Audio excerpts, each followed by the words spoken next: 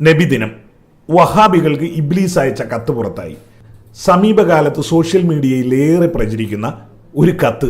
ആ കത്ത് തുടങ്ങുന്നത് ഇങ്ങനെയാണ്: ഇബ്ലീസ് വഹാബികൾക്ക് കത്തയക്കുകയാണ്. സ്നേഹം നിറഞ്ഞ എന്റെ വഹാബി സുഹൃത്തുക്കളും കൂട്ടാളികളും അറിയുന്നതിന് സ്വന്തം ഇബ്ലീസ് എഴുതുന്നു. റബീഉൽ അവ്വൽ ആരംഭിച്ചതു മുതൽ എന്നെ പോലെ തന്നെ നിങ്ങളും വലിയ വെപ്രാളത്തിലാണെന്ന് എനിക്കറിയാം. ഈ മാസം എനിക്കുണ്ടാവുന്ന അസ്വസ്ഥതകൾ ഒരിക്കലും പറഞ്ഞറിയിക്കാൻ സാധ്യമല്ല. റബീഉൽ അവ്വൽ 12 അടുത്ത് വരികയാണ്. എങ്ങനെ അത് തരണം ചെയ്യുമെന്ന് മനസ്സിലാവാത്തതുകൊണ്ടാണ് ഈ കത്തെഴുതുന്നത്. കാലങ്ങളോളമായി ഞാനും നിങ്ങളും പഠിച്ച പണി 18 വയറ്റിയിട്ടും മുസ്ലിം ലോകം കൂടുതൽ ഊർജ്ജസ്വലതയോടെ നബിദിനാഘോഷം നടത്തുന്നുവെന്നത് വളരെ നിരാശാജനകമാണ്. നിങ്ങളുടെ കൂട്ടാളികളായ മൗദൂദികൾക്കും ചാഞ്ചാട്ടം തുടങ്ങിയിട്ടുണ്ട്. അടുത്തിടെ അവരുടെ നബിദിന സമ്മേളനങ്ങളുടെ പോസ്റ്ററുകളും പ്രത്യക്ഷപ്പെടാൻ തുടങ്ങിയിരിക്കുന്നു എന്നത് വളരെ ആശങ്കാജനകമാണ്. വളരെ മനോവിഷമത്തോടെ എനിക്ക് നിങ്ങൾ ഒരു കാര്യം ഉണർത്താനുണ്ട്. പരസഹസ്രം വർഷങ്ങളായി എൻ്റെ പേര് കേൾക്കുമ്പോൾ മുസ്ലിങ്ങൾ ലഅനത്തുല്ലാഹി അലൈഹി എന്ന് പറയുന്നു. മറ്റുള്ളവർ പറയുന്നത് പോലെ നിങ്ങളും അങ്ങനെ പറയുന്നതിൽ എനിക്ക് വലിയ ദുഃഖമുണ്ട്. സുജൂദ് അള്ളാഹുവിന് മാത്രം എന്ന നല്ലൊരു മുദ്രാവാക്യം മുഴക്കിയനാണ് ഞാൻ ശപിക്കപ്പെട്ടവനായത് എന്നത് നിങ്ങൾക്കറിയാമല്ലോ. സഹായാഭ്യർത്ഥന അള്ളാഹുവിനോട് മാത്രം എന്ന നിങ്ങളുടെ പ്രമേയത്തെക്കാൾ നല്ലൊരു മുദ്രാവാക്യമായിരുന്നു അത് ഞാനന്ന് മുഴക്കിയിരുന്നത്. ഒരേ മുദ്രാവാക്യവുമായി മുന്നോട്ട് പോകുന്ന നമ്മൾ തമ്മിൽ ഐക്യം സുദൃഢമാക്കണം. ആദം നബിക്ക് സുജൂദ് ചെയ്യാതിരുന്നത് ഒരു തെറ്റാണെന്ന് എനിക്ക് ഇപ്പോഴും തോന്നുന്നില്ല. അള്ളാഹു അല്ലാത്തവർക്ക് സുജൂദ് ചെയ്യൽ ശിർക്കാണെന്ന് നിങ്ങൾക്കറിയാമല്ലോ. നിങ്ങളുടെ പല മൗലവിമാരും എൻ്റെ ഈ നിലപാട് ശരിയായിരുന്നു എന്ന് അഭിപ്രായപ്പെടുന്നുണ്ട്. അത് പുറത്തു പറഞ്ഞാൽ മറ്റൊരു ഗ്രൂപ്പും കൂടി ഉണ്ടാവുമെന്ന് കരുതിയാണ് മൗനം പാലിക്കുന്നത് തന്നെ അവരെ. ഇപ്പൊ തന്നെ ജിന്ന് ഷെയ്ത്താൻ ഗ്രൂപ്പുകളുണ്ടല്ലോ.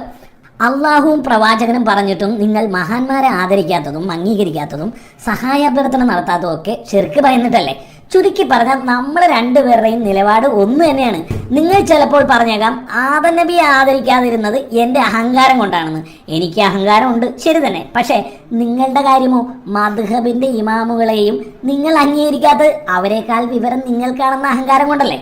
തറാവീഹ് 20 റക്അത്ത് നിസ്കരിക്കാത്തതും ജുമാക്ക് 2 ബാങ്ക് കൊടുക്കാത്തതും ഖലീഫ ഉമറും ഉസ്മാനും ഒക്കെ കൊള്ളരുതാത്തവരും അവരെക്കാൾ കാര്യം മനസ്സിലാക്കിയവർ നിങ്ങളാണെന്ന അഹങ്കാരം കൊണ്ടല്ലേ? നിങ്ങളുടെ അഹങ്കാരത്തിന്റെ പട്ടിക ഞാനിവിടെ ഇപ്പോൾ വിശദീകരിക്കുന്നില്ല. ഏതായാലും അഹങ്കാരത്തിന്റെ കാര്യത്തിൽ നിങ്ങൾ തന്നെയാണ് എന്നേക്കാൾ മുമ്പിൽ. ഞാൻ ആദമിനെ മാത്രമേ നിന്ദിച്ചിട്ടുള്ളൂ. നിങ്ങളോ സ്വഹാബാക്കളെ, ഇമാമുകളെ, ഔലിയാക്കളെ, ശുഹദാക്കളെ, ഉലമാക്കളെ. പ്രവർത്തനങ്ങളുടെ കാര്യത്തിലും ഞാനും നിങ്ങളും ഒന്ന് തന്നെയാണ്. എല്ലാ പ്രവർത്തനങ്ങളും സ്വീകരിക്കപ്പെടുന്നത് നിയ്യത്തനുസരിച്ചാണല്ലോ എന്നാണ് ഇസ്ലാം പഠിപ്പിക്കുന്നത്. അതുകൊണ്ട് തന്നെ നിയ്യത്ത് തകിടം മറിക്കാൻ ഞാൻ പരമാവധി നിൽക്കാറുണ്ട്.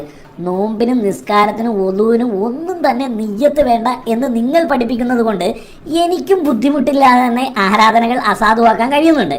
പിന്നെ സലാത്ത് ചെല്ലുന്നത് കേൾക്കുമ്പോൾ എൻ്റെ കരളുരുകി പോവാറുണ്ട്.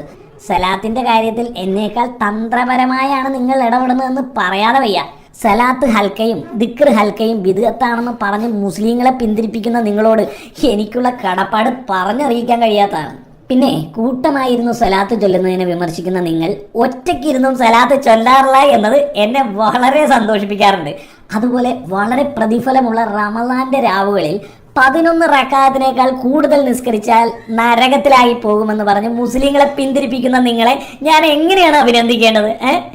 അൽ ഫാത്തിഹ എന്ന് കേൾക്കുമ്പോൾ എന്നേക്കാൾ വേഗത്തിൽ ഓടുന്നത് കാണുമ്പോൾ സത്യത്തിൽ ഞാൻ പൊട്ടിച്ചിരിക്കാറുണ്ട്. എൻ്റെ പേടി സ്വപ്നമായ ബദർ ദിനം, മിഹ്റാജ് രാവ്, ബ്രാത്ത് രാവ് തുടങ്ങിയ പുണ്യരാത്രങ്ങളിൽ ആരാധനയിൽ മുഴുകുന്ന മുസ്ലിങ്ങളെ കാണുമ്പോൾ എനിക്ക് കലി സഹിക്കാൻ പറ്റാറില്ല.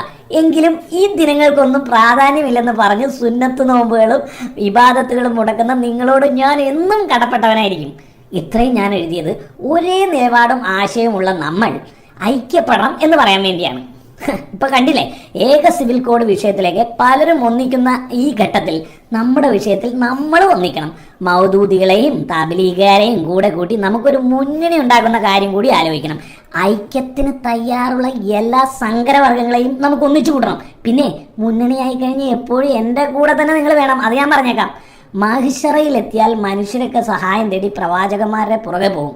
അത് കൊടും ശിർക്കാണ് എന്ന് എന്നേക്കാൾ നന്നായി നിങ്ങൾക്കറിയാലോ. അപ്പോഴും മുന്നണിയിൽ നിങ്ങൾ ഉറച്ചു നിൽക്കണം.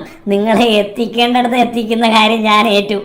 ഈ നാട്ടിൽ മുഴുവൻ അസമാധാനം പുലരട്ടെ എന്ന് ആശംസിച്ചുകൊണ്ട് കൂടുതൽ വലിച്ചു നീട്ടാതെ ഈ കത്ത് ഞാൻ ചുരുക്കട്ടെ എന്ന് നിങ്ങളുടെ സ്വന്തം ഇബ്ലീസ്.